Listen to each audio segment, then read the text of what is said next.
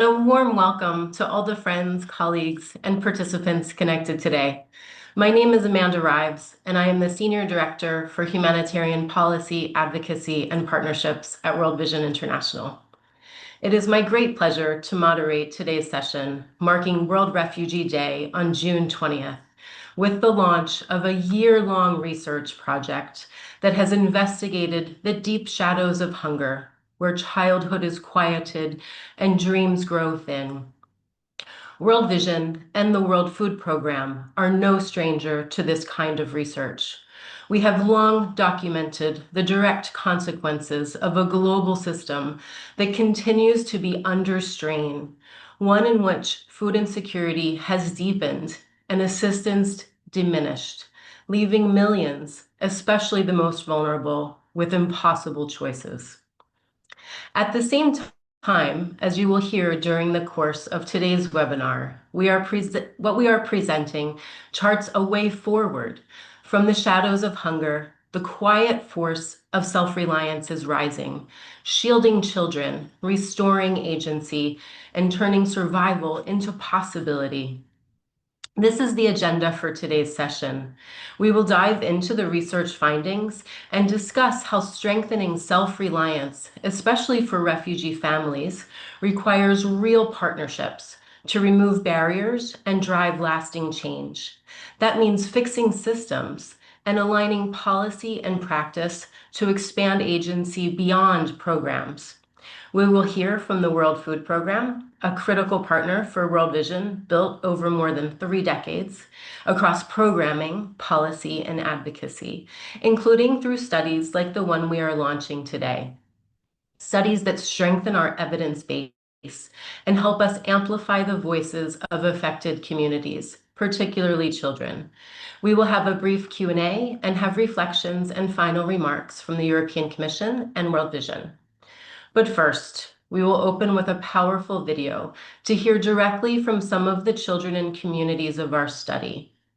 15-year-old Shufa from South Sudan, 12-year-old Win from Cox's Bazar, Hawa from Sudan, as well as Yeslady and Miguel, Venezuelan refugees in Colombia. Their voices bring life to so many children's hopes and dreams, playing with friends, being reunited with brothers and sisters, feeling safe at school, and dreaming of their future. They are at the center of all we do.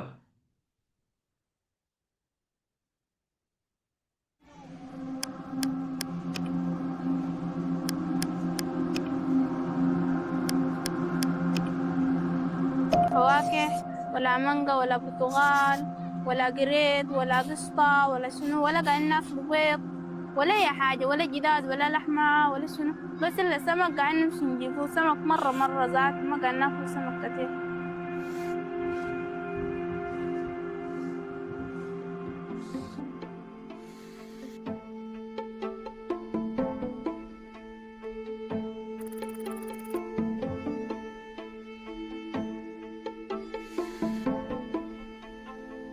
dawa ke bayene ay koro kama kanya ko el ke to buona ma do azabin ke bayle ki be bas ne mi kay ngala mi sitay tanke na ken na ka ba wala ro girshwas kay mbal si dokulel ay akila kamme ba ala kilna ki akuro ba gela lan ko na ko yin kin maskara gel kul taba na ge wala jurun was kay ba wala battani ngas kay ba wala kawla as kay ba ko ana taba na ge na bubas aga sa do wala dinga durin do su kusin zato.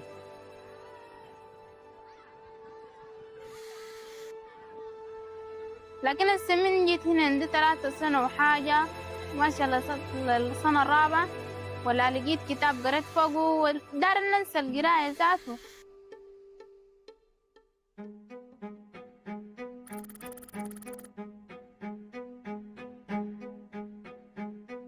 When they drop out of schools, they will like the future for them is not very bright, because we know that children who have not gone to school, they will be looking for ways to survive. Some of them will resort into stealing, others will resort into child labor. They will be going to the markets, going to the community, trying to look for jobs, that are not equivalent to their age.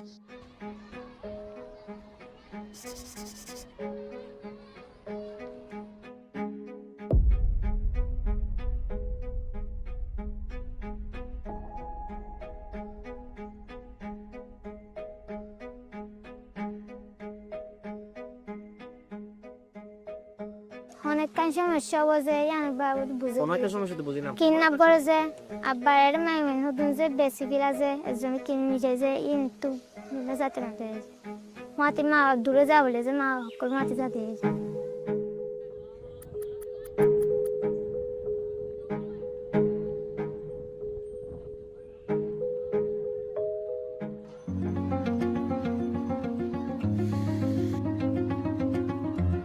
আর ভবিষ্যৎ আইকা মনে না বলে আর ভবিষ্যৎ আন হলো যে doctor হতে ইচ্ছা করে আরে হদুন যে ডাক্তার হতে চাইছে আর তো মন্না বলির মাস্টার হতে চাইছে হতে চাইছে হন্না বরান শিকানি যে আর হন্নে তো হন দিল্লা হন্না বললে হন তো হন দিল্লা ফায়দা হতে যে এরকম শিখে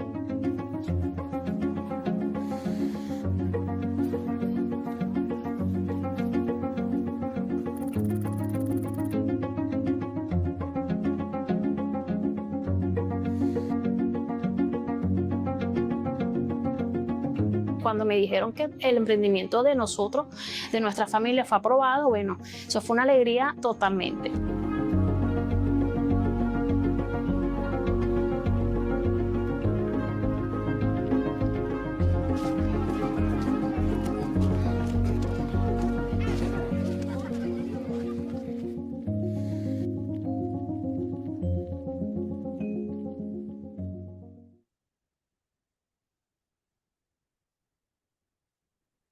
Thank you to Shufa, Win, Hawa, Yes Lady, Miguel, and all of the children who participated in this project to share their experiences and recommendations. Next, it is a real pleasure for me to give the floor to Matthew Hollingworth. Matthew is the World Food Program's Assistant Executive Director for Program Operations. Just by way of short introduction, let me mention that prior to his current appointment, Matthew led operations in Lebanon, the State of Palestine, Ukraine, South Sudan, Syrian Arab Republic, and Afghanistan, gaining firsthand knowledge and deep understanding of field realities, where emergency responses blend with social protection systems and resilience programming, especially for displaced communities and refugees. Matthew, thank you so much for your partnership in this research and in so many contexts around the world where we work together. Over to you for your opening remarks.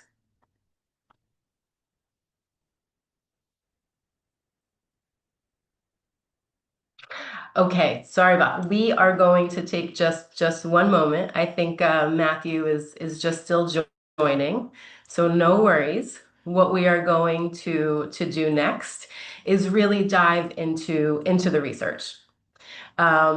This is World Vision's World Refugee Day report that we are presenting. And let me start by saying that a huge amount of effort went into developing this study. And I'd like to take a moment to acknowledge the project team behind the report, especially Hadi Nal, who led the research process from data collection to analysis, and to the World Vision and WFP country teams who collected the data. We are grateful to colleagues at UNHCR, the Refugee Self-Reliance Initiative, and ICVA for their collaboration and valuable inputs through the process of developing the report. And most importantly, we are thankful for the communities, families, children, and key informants who gave their time and voice. Let me now turn to Laura Bohl, World Vision's Humanitarian Policy Advocacy and Partnership Advisor, who has been instrumental during all the phases of this research. Laura, over to you. Thank you, Amanda. Good morning, good afternoon, and good evening, colleagues. It's a pleasure to share with you today some of the findings from this year's World Refugee Day report. This annual report highlights the impacts of ration cuts and food insecurity for forcibly displaced people, especially children. And this year, we've added a new component, which is examining self-reliance as a protective factor. To give a brief overview of the research, this year, the study included 3,494 household surveys across 8 countries, as well as 32 focus group discussions, including children and adults, and 45 key informant interviews. Of the households included in the study, 36% belonged to host communities, 30% were refugees, 20% were internally displaced people, and 14% belonged to other displaced groups, such as returnees and stateless people. We looked at many different indicators during this study, but the key focus areas were food insecurity, child outcomes, self-reliance, and the policy environments for refugees in the featured contexts. The final report includes a wide range of data types, including direct quotes, case studies, photos, children's drawings, and statistics. And here are the countries included in the 2026 edition: Bangladesh, Burundi, Chad, Colombia, the DRC, Myanmar, South Sudan, and Uganda. So what did we learn from the study? I want to start with this quote from a Congolese child in a refugee camp in Burundi who participated in one of the focus group discussions. The quote really sums up the essence of this report, which highlights the risks for children when humanitarian assistance is cut and opportunities for employment are scarce. The boy says, quote, "When an adult is unemployed, there is too much suffering in the family. Sometimes the adult becomes ill due to stress and lack of resources. There's a lot of crying at home because there is a shortage of food and money. The children have to take responsibility. Some do odd jobs, others sell goods or look for anything to help the family. This often prevents us from going to school or studying properly. When an adult can work, the situation for children improves. There's a little more money at home. They can buy notebooks or clothes. Children are less forced to work and can go to school more regularly. There's also less stress and fewer arguments in the family." End quote. In the following slides, I'll share the main findings from the report, but I'd encourage you to explore the full text to learn more because there's so much more that will not make it into this short presentation. The first key finding is that refugee households are more likely to be food insecure than host communities, but that all groups included in the sample are experiencing hunger. The data showed incredibly high levels of food insecurity among the participants in the study across all groups, forcibly displaced people and host communities. Some particularly notable numbers are that 93% of surveyed households in South Sudan are experiencing moderate or severe food insecurity. 93%. And the DRC is not far behind, with 83% of households food insecure. We also found that food insecurity was more severe on average among refugee households. And to illustrate this, 40% of refugee households ate one or no meals in the 24 hours before the survey. That's 2 in 5. Now, these numbers are highly disturbing, and I'd encourage you to really sit with them because this level of need should be unacceptable. We also found that food insecurity is a risk factor for all negative child outcomes. The report looked at child protection, education, and mental health indicators, and we found that food insecurity is consistently associated with worse outcomes in all areas. Basically, when hunger rises, children are significantly more likely to experience begging, child marriage, family separation, school dropouts, mental health challenges, and abuse. A child in Colombia described the level of desperation she and her community experience when food is scarce. Quote, "In some cases, we get desperate because we don't have food. Sometimes our parents worry that we might get sick from not eating. Or sometimes we only eat once a day and they have to look for work. And if they don't find it, they get even more desperate. Sometimes the community helps us, but only when they can. And when they can't, in some cases, we get even more desperate because they can't help the other person since they themselves don't have money." End quote. Cuts in assistance only make these challenges worse by making it more difficult to procure sufficient food and secure other basic needs. Humanitarian assistance is a critical safety net in displacement contexts where other options for meeting basic needs can be scarce. Because this is an annual report, we were able to compare data across last year and this year, and we found a stark reduction in the number of households receiving assistance this year compared to last year. Nearly 30% fewer households received assistance in 2026. Now, we know that last year, the amount of assistance fell significantly from previous levels due to steep funding cuts. But the data shows that in 2026, the situation is even more dire, as the ripple effects of these cuts in assistance continue to be felt across the globe. Overall, in 2026, 54% of surveyed households reported receiving food assistance. At the same time, 37% of households, or over a third, reported experiencing cuts to their food rations in the past 12 months. And in some cases, these cuts left households with just a few dollars per person per month to cover food expenses. And how do these cuts affect children? Well, as we might expect, when households experience cuts in assistance, children face worse outcomes. Children belonging to households that experienced cuts in assistance were twice as likely to experience child marriage, abuse, and family separation, and were often forced to drop out of school to work or beg. A boy in Chad described the stress he and his family face when humanitarian assistance disappears. Quote, "When our families receive less food or money, there are arguments at home. We also see that our parents are suffering because they are stressed and worried since they don't know how to feed us. This makes us sad and insecure." End quote. In order to better understand how to prevent these negative outcomes for children and households, we examined self-reliance, or a household's ability to provide for their basic needs, as a potential protective factor. The data show that self-reliance is a protective factor against almost all negative outcomes. In other words, children from households with more economic resilience are better off.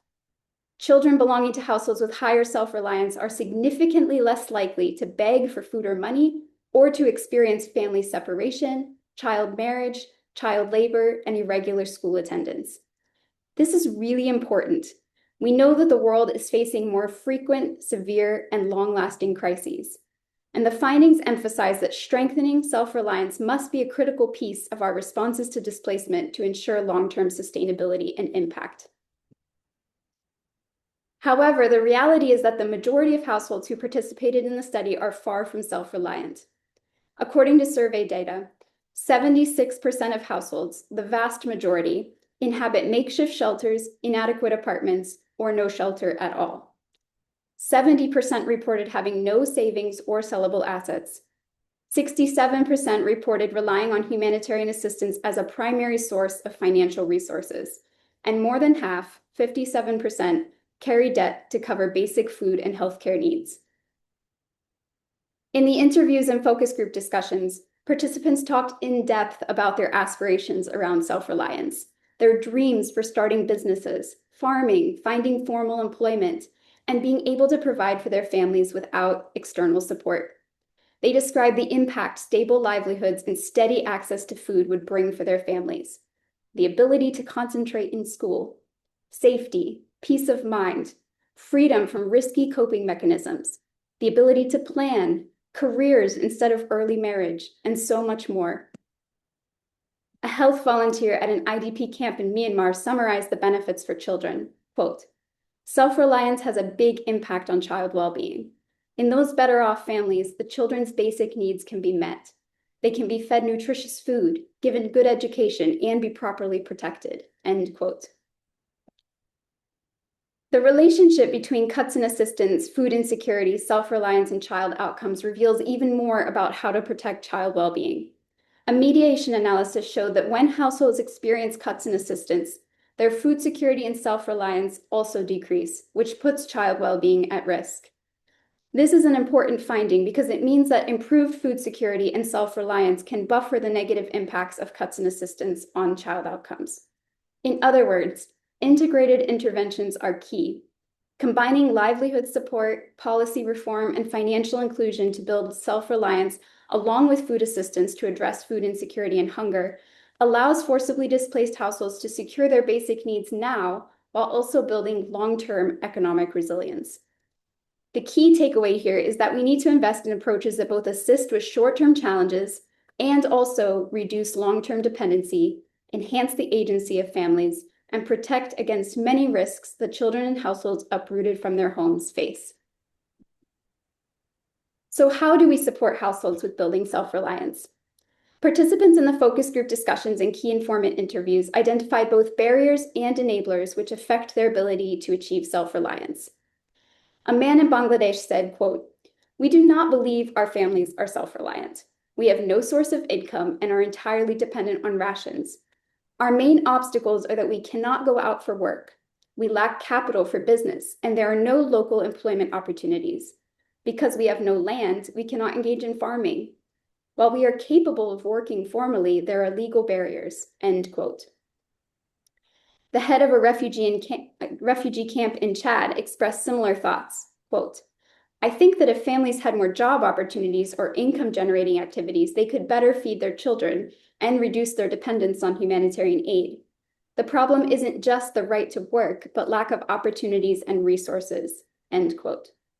And finally, an education specialist in Myanmar highlighted the need for both immediate assistance and long-term solutions. Quote, for now, it would be good if we could receive food assistance. For the long term, it would be good if we could receive startup capital and the materials we need for livelihoods, end quote.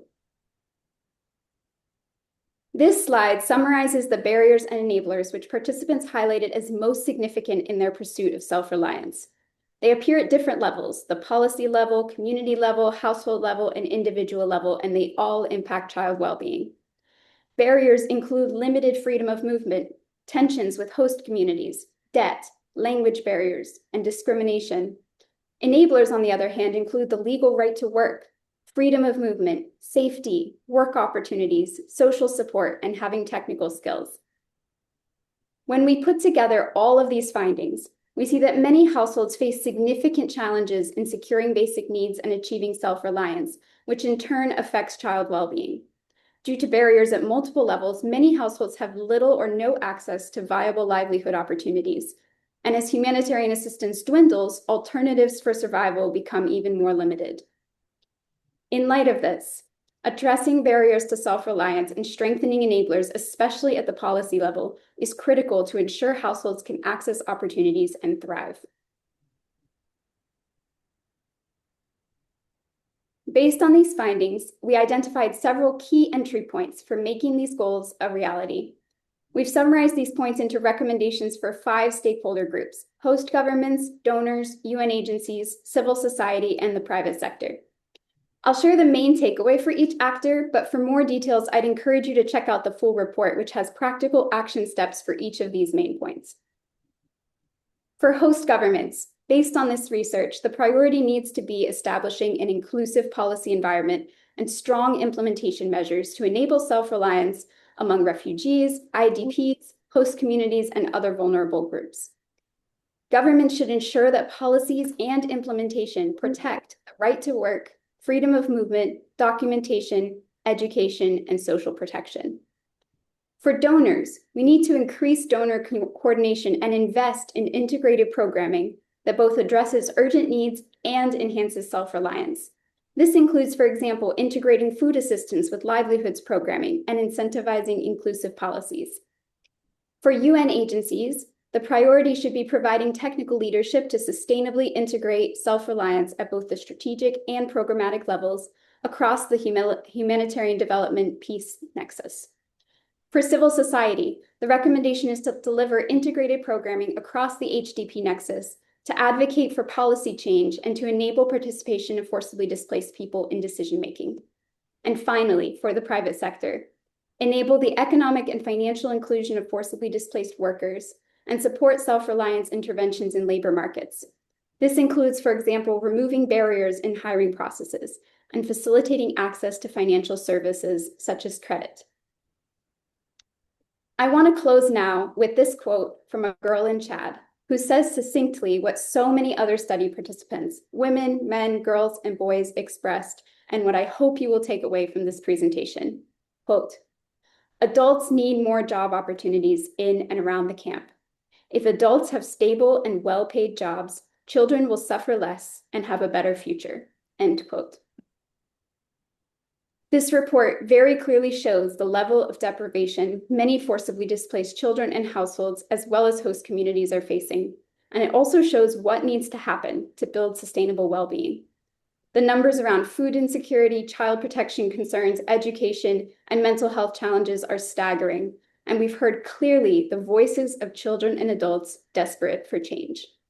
We encourage you now to use your voice, influence, and decision-making power to ensure these findings translate into tangible change for the people who participated in this study, as well as for the millions of other forcibly displaced people and host communities navigating similar circumstances.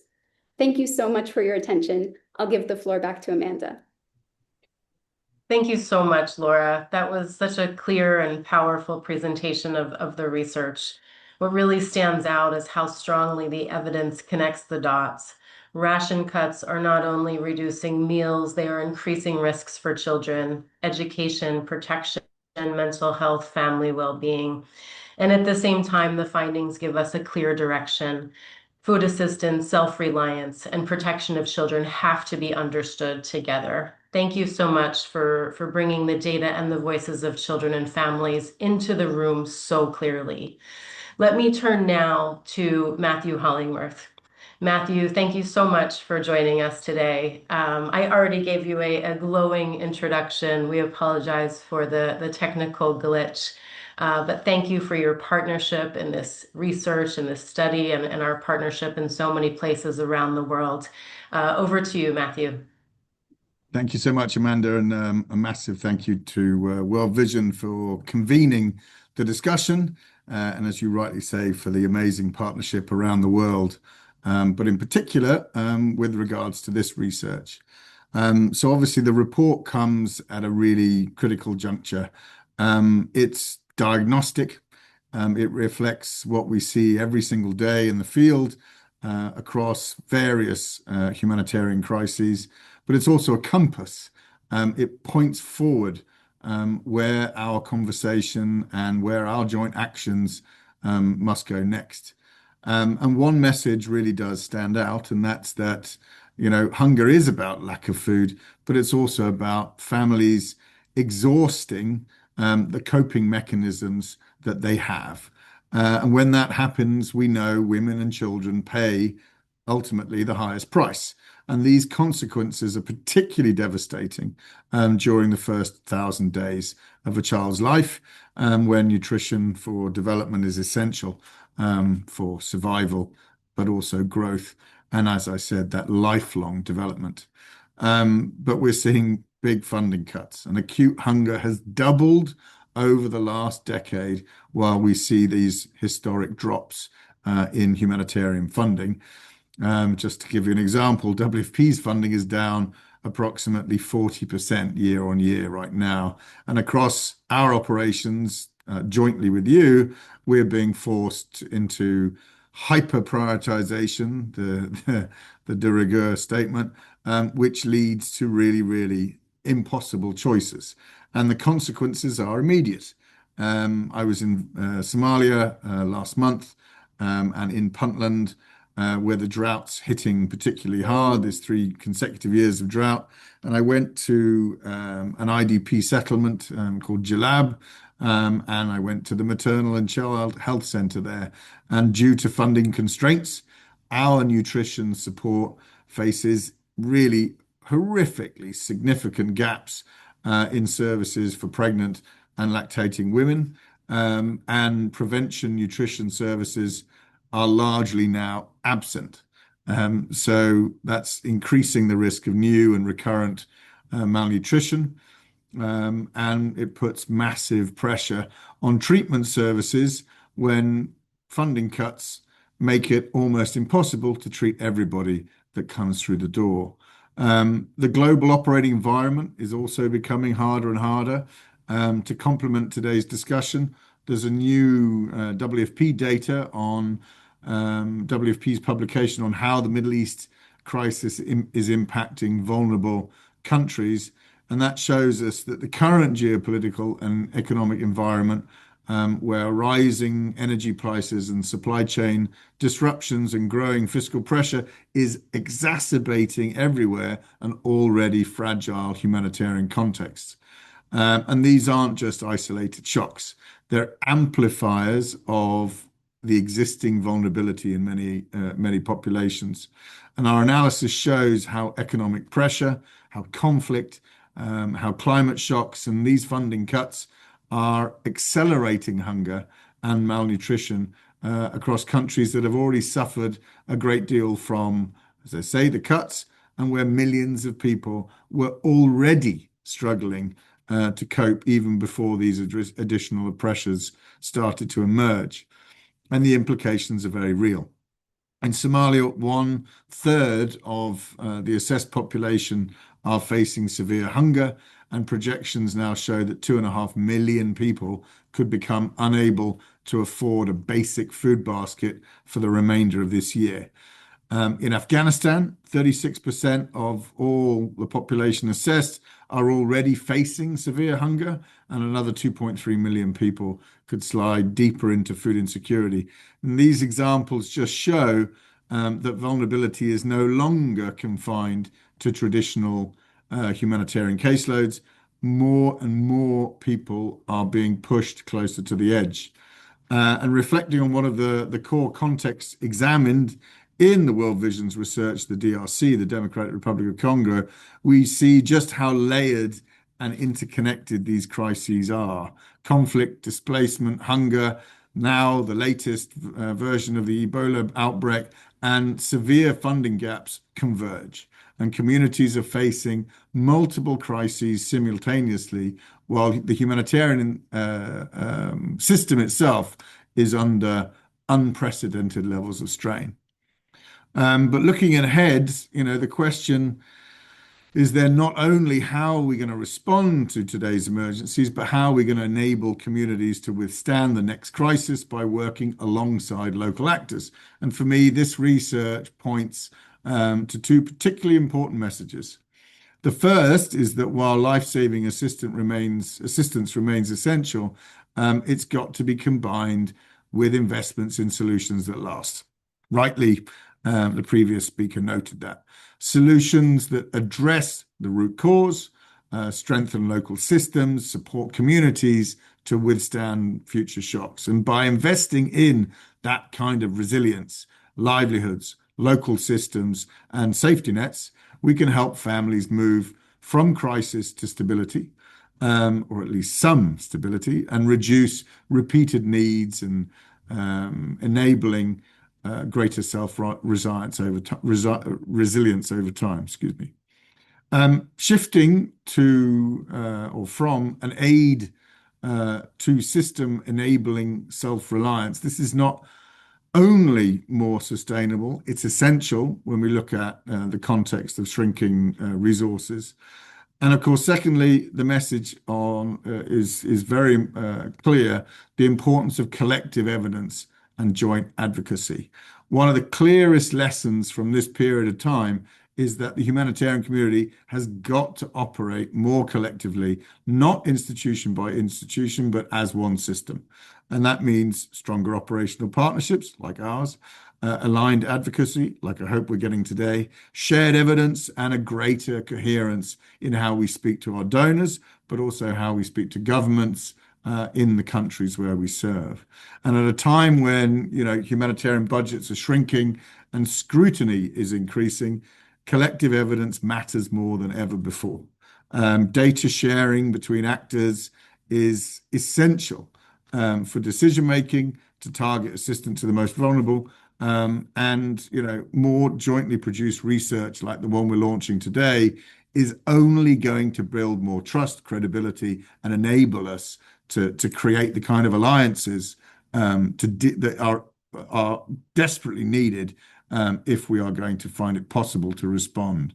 And of course, when organizations do come together around shared evidence and a common narrative, we create something that becomes impossible to ignore and certainly much harder to challenge. And partnerships like ours between WFP and World Vision, I think, are exactly the ones that make that kind of thing possible. I mean, certainly throughout my 25 years with the World Food Programme, leading operations in places like Gaza and Sudan and South Sudan and Lebanon and Ukraine and goodness knows where else. The World Vision has consistently been there in every single one of those operations as a critical partner, not only collectively implementing with us, but as an ally, as an operational ally and a knowledge ally, a strategic voice, and an organization deeply connected to many of the communities that we serve together. In some of the most difficult environments, World Vision, in fact, and your teams have been amongst the first to respond, amongst the last to leave, even more importantly, and consistently focused on protecting the dignity and future of the children and families who've been caught up in crisis. This report really reflects that level of commitment. So I thank you, Amanda, and all the team for this collaboration, for your leadership in this area, in this space, and for really ensuring that the voices behind the statistics are heard most clearly. So thank you once again. Thank you, Matthew. Thank you so much. I mean, that was incredibly powerful. I think you have really helped ground this conversation in what is at stake for children and families right now at this moment. The report that WFP released earlier this week was incredibly important. We've been looking at it across the World Vision Partnership. And I also wanted to just say a thank you as well for your trip to Somalia. Many of us were watching and sending you strength from afar during that visit. We're really grateful that you were there, helping to bring attention to what communities are facing so that we can advocate together at this moment. So thank you. Let me turn back to the research here. The interest in this year's research so far has been really incredible. We had over 500 people register for today's global webinar. We will be having regional webinars and some national launches, and we received more than 50 questions for today in advance. Don't worry, we are not going to go through all of those 50 questions, but we wanted to let you know that we are compiling them and we will be sending out the answers along with the report after this launch. So we'll have a brief Q&A now. We have 3 questions pre-positioned. On this panel, we are joined by Carl Rauwert from the European Commission and Andrew Morley from World Vision, who I will introduce in more detail shortly. But let me see if I can get the folks who have some questions teed up. The first question, we were hoping to turn to Anna Rocha. Anna, if you're there and can come on screen and on volume, on audio. Anna is the World Food Programme's Partnership Officer, joining us from Brussels. Anna, are you there? Do you have a question? Hi, thank you for giving me the floor. And thank you for the colleagues for the, I'm hearing, sorry, for sharing this presentation.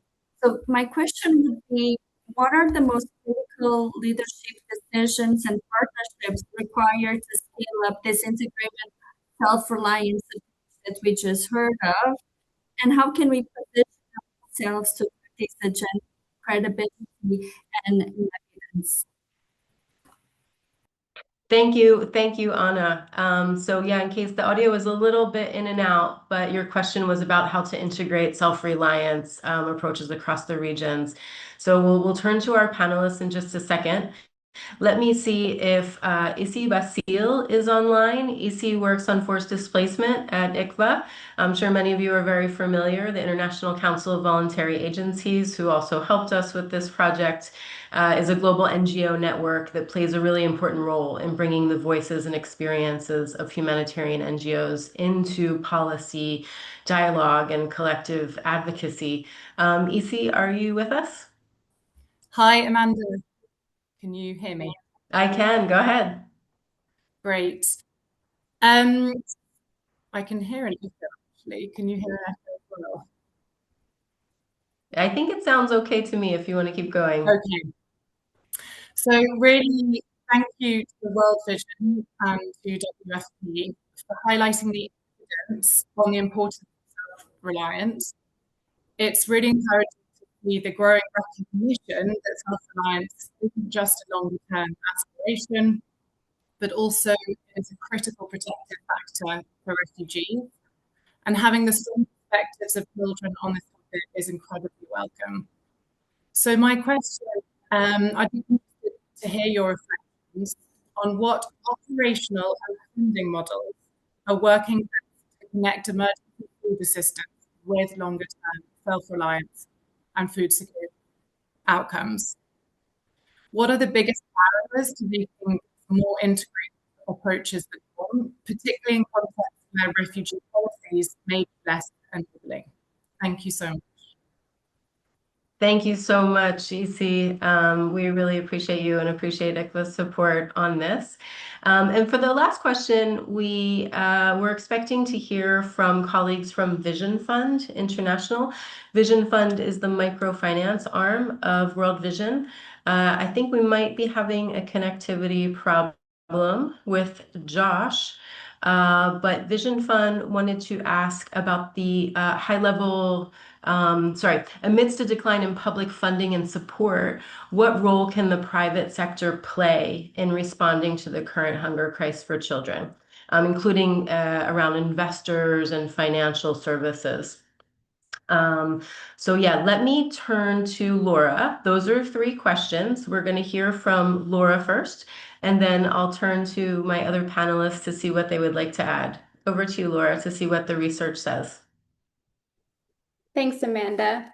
So starting with Anna's question on the actions that need to be taken. A few critical asks emerge from this research, and they can really be boiled down to essentially 3 main points. The first one is the need for inclusive policies at the national level, which protect the right to work, freedom of movement, education, social protection, and other rights of forcibly displaced people. And second is the importance of integrating self-reliance interventions, such as livelihoods programming and financial inclusion alongside food assistance. So this is to both address short-term needs and also strengthen long-term well-being.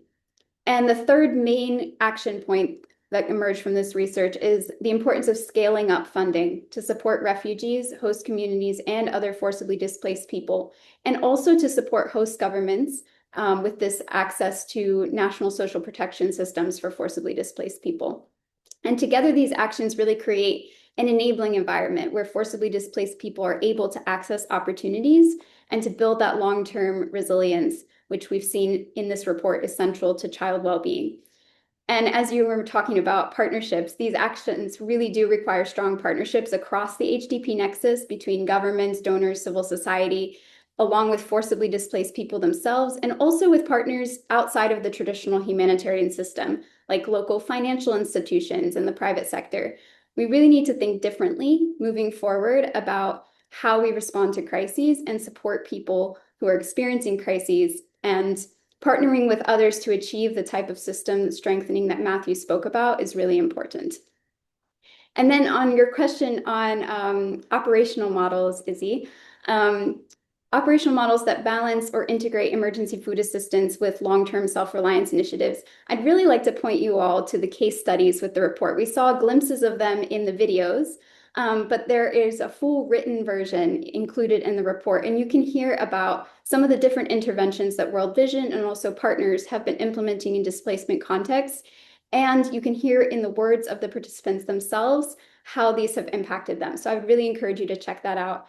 And I believe Carl and Andrew will also be sharing more examples in the remaining sections of the webinar, so I'll let them respond and share more. But finally, on the Vision Fund question about private sector involvement. So the study participants highlighted that lack of financial inclusion is a major challenge in achieving self-reliance, which means that services like credit, startup capital, microloans are really important tools, but are also largely lacking. And we also heard a lot about barriers to hiring processes, barriers to employment, which can be a significant challenge with finding formal, long-term, stable jobs. So basically, there's a lot of room for the private sector to be involved and to innovate here, especially since forcibly displaced people often approach these systems with unique challenges, such as missing documentation or credentials that come with fleeing home. So facilitating financial inclusion and formal employment for the households that are in these situations is really important. Thank you so much for these questions. Back to Amanda. Thanks so much, Laura. And Matthew, just on the question about integrating life-saving emergency food assistance with longer self-term reliance, WFP's own motto is saving lives and changing lives. Anything that you want to add at this moment? I mean, I think, our greatest challenge coming into this era is trying to sustain the argument that to ensure that we don't go backwards in a world of hyper prioritization to a time of really, providing a band-aid support without, helping people to help themselves. Fundamentally, I think we are going to see, again, sort of some of these tough choices that I mentioned earlier being taken because we're going to have to focus more and more on the most vulnerable communities, the hardest hit regions of the world with the more complex environments. And a lot of that means it will be in complex emergencies where conflict and violence is part and parcel of the cause of vulnerability.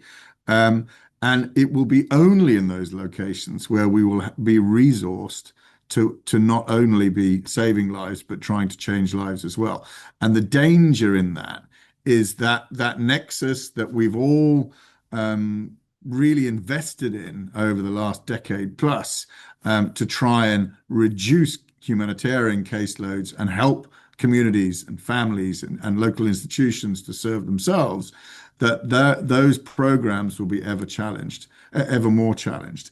And that gap between where the nexus meets is going to get greater.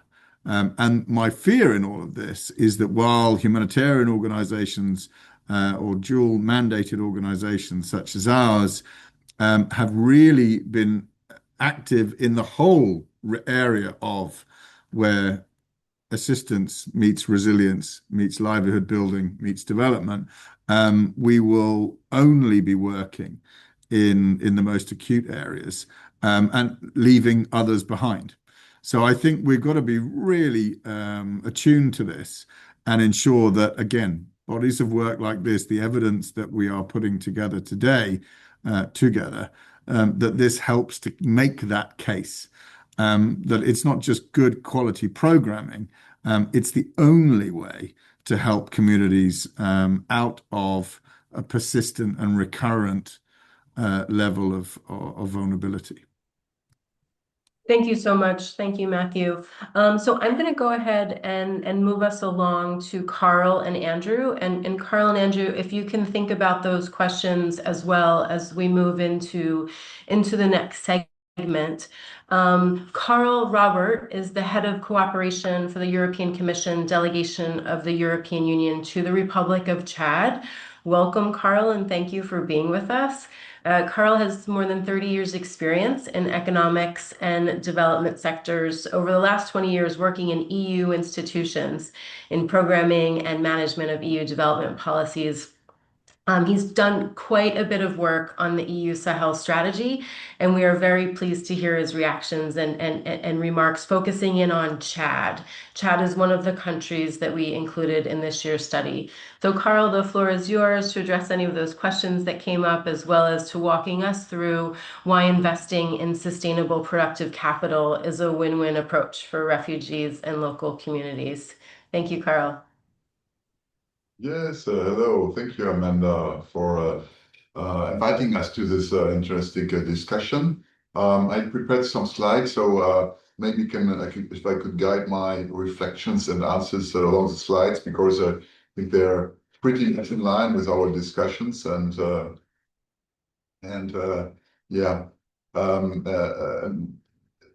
giving you some examples on how we work and address these challenges here in Chad.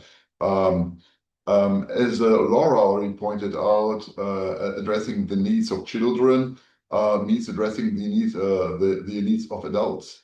If we want to have children, the basic needs of children being assured, we have to make sure that adults, and this is the second point, are self-reliant, as it has already been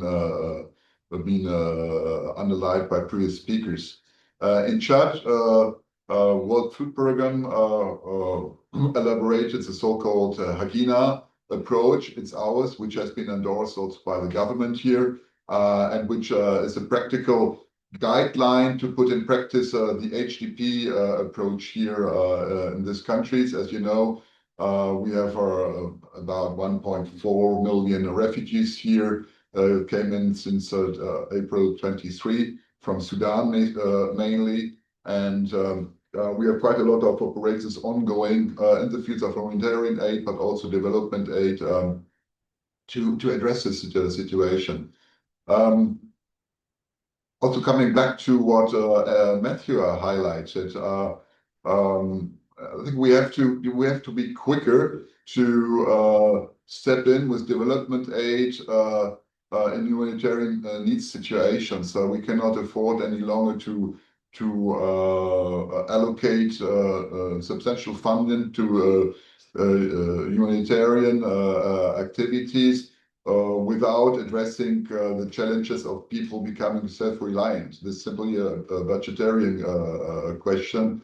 Funding for development in humanitarian aid will not increase, so people have to we have to do everything to make people become self-reliant or reliant earlier, and that's what we do here in Chad. So in parallel, working on humanitarian challenges and on development and self-reliance issues. And to the peace component of the HCP approach, we also try here in Chad not only to address these IDPs and refugees community, but also to do it together with the host community so that they also benefit from our interventions in these regions. Next slide. Yeah, just from practical entry points of the Agina approach here in Chad. It's very much about agriculture here. We have a huge potential for agricultural production in the eastern Chad, where these communities and refugees from Sudan come in, which has basically a water problem. So we're working a lot on hydro agricultural assets and the same way on agricultural protections to allow for a higher agricultural productivity and the creation of income from agricultural activities. This includes also, of course, the pastoral component, which is traditionally very important here in Chad, and also modernizing traditional approaches with a clearer view on climate smart agricultural techniques. Next slide, please. Yeah, so this is some words on the geographical situation and the targets of the Hagina approach. You can see there's also one region in the Lac Chad region. So, but mostly it's about provinces which are close to the Sudanese border, where the idea and the objective is to put under production 100,000 hectares to provide sustainable living for 1 million people, and these in 9 provinces of Chad. Next. We can continue. Next slide. Yeah, where we stand now, I think this works quite well here. So we are against this 2030 target. We are about one fourth on the objective of rehabilitation of agricultural land, and we are working on 17,000 hectares more. So we have a concrete perspective that 40% of this target can be reached within a reasonable time frame. On funding, situation is let's say less positive, but still we have about 130 million dollars contracted, and roughly the same amount, a little bit less in the pipeline, so that 24.5 more or less a quarter of the needs can be considered covered as of today, until 2030. And also the target on the beneficiaries is quite positive, where we have already reached out to more than 50% of the targeted beneficiary population of 1 million. Next slide, please. Donor contributions, yeah. As you can see, let's say World Bank and European Union have a very prominent role in this approach. So we see that yes, we have about 75% of the funding comes from these two sources.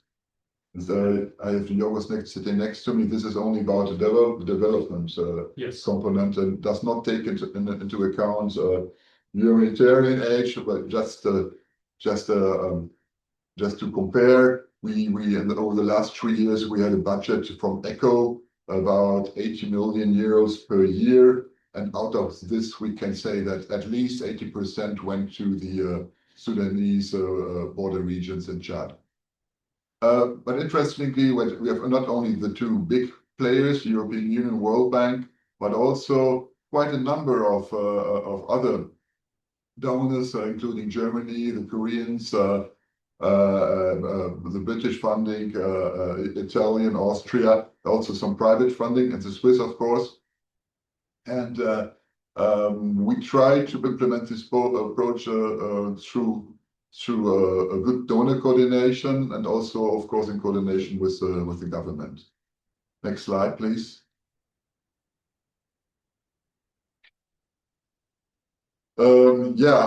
Just I think this is already the last one. Just some words, some words on the testimonies, which I say sometimes more than all other diagrams or so on. These agricultural hydro works have a huge impact, not only on the vegetation, but also the possibility to cultivate. The basic impact is that the groundwater level is rising, and by that you have the opportunity, the possibility to cultivate new land or the land that has been under cultivation several times a year. That's so one of the main positive impacts of all these waterworks, the kind of dams that we are building there, together mainly with the World Food Program and with HDR. This stabilizes people in the region. I think from the political side, it's very important to us. As you know, in Europe, we have still a huge oppression and migration pressure from African and from Asian countries, and our objective through development cooperation is to address root causes of migrations and to create sustainable and decent livelihoods to regions where people come from or where they have been forced to flee to, like this is in the case in Eastern Chad. And the number of refugees going from Chad or from Sudan, Sudanese refugees going to Europe through Chad is quite low, and we see this also as a proof of success of our approach. We managed to create livelihoods. We managed to establish self-reliance, and people who have a decent living here and build up their homes here, they do not feel the need to move on further in very difficult conditions, by the way. Pardon? Yeah, and I think the last words maybe on the outputs, as you say, the number on cereals produced, and also the economic component, which to me is very important. It's not a new humanitarian issue only. Yeah, the money we invest is very cost effectively invested. Since we have a return of more than 50% on each dollar invested, we have at least 1.5 dollars in return. So this is economically a very positive operation. And by the way, we also try to work where it is possible with private sector, which also becomes increasingly interested in our activities here. Thank you so much, Carl. And Oops, sorry. if my questions, of course, happy to address them. Thank you so much, Carl. It is indeed a very successful project, and I think this example has really helped us visualize and understand the possibility here. And we thank you for joining us. I apologize, colleagues, we're running just a few minutes behind, but I'm sure no one will need to leave before we hear from our final speaker. We'll be putting up in the chat here how you can access the report. We do hope you will engage with us, engage with it, give us some feedback, amplify both the findings and the recommendations. And really a huge thank you to all of our speakers and colleagues for joining this discussion. To close our time together, it is a real privilege for me to turn over to Andrew Morley, President and CEO of World Vision International. Andrew, of course, leads World Vision's global partnership across nearly 100 countries. But I think what many of us value most is the way he consistently brings us back to the heart of our work, the children, the families, and communities facing the hardest circumstances. And I know firsthand that this is an issue that Andrew holds very close to his heart. So over to you, Andrew, and thank you so much for closing us today. Thank you, Amanda, and thank you for the incredible contributions over this past hour. And just to say, look, we're aligned with our colleagues from the European Union, we're aligned with our colleagues from World Food Programme, and we're aligned in our fight against hunger, global fight against hunger. Yeah, I'd just like to share a story that really moved me as we were preparing for this. And it's a story from Colombia. And this is a country that's singled out in the report. It's a story about two children, Andrea and Sebastian. And as you can see here, the picture is blurred for their protection. We can't show their identities, nor can we use their real names. I met them in Colombia near the border with Venezuela in one of World Vision's shelters. And Andrea, who was 15 years old, began telling me her story. She said, and her English wasn't perfect, but she said that she was there with her son. And I thought, you know, her English isn't great. Surely Sebastian is her younger brother. But I was shocked to hear that this wasn't a mistake. Sebastian was her son. A few years earlier, Andrea had been facing extreme hunger in Venezuela, as many children still are, because of the country's economic collapse. And like thousands of others, she faced no choice but to flee, crossing the border on her own into Colombia in search of food. And during this time of the move, when her life was uprooted, she was separated from her parents, and she had been attacked and raped during that time. She gave birth to Sebastian, who was the result of that attack, and you can see him in this picture. And at the time when I met her, she was just 13 years old. In fact, the age between them was so small that when I visited, both of them were attending the same school. And this is a story of heartbreak and hope in equal measure for me, because it shows the incredible vulnerability that children can face as refugees, and particularly as hungry refugees.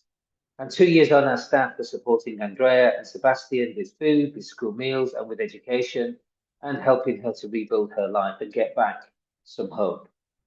Alongside this, we continue to provide psychosocial support, practical parenting help, so Andrea can start to thrive in this very challenging context and start to rebuild her life. But we can only bring this hope in Colombia and right across the world through the generous support of donors and partnerships like these.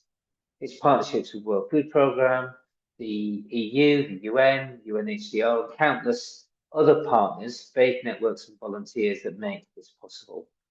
So I want to thank you for being here. Thank you to the World Food Programme Executive Board, many of whom I met last week in Rome. I met Carl, Matthew, Stephen Amolo, and others, and to many donors, policymakers, and advocates who make this possible. And we know that the time today is tough, but we know that we can make a difference, and we will make a difference if we work together. So thank you for your partnership. Thank you for being interested and leading into this subject. And I pray that we can continue to walk this journey with hope. Thank you all, and I so appreciate your partnership.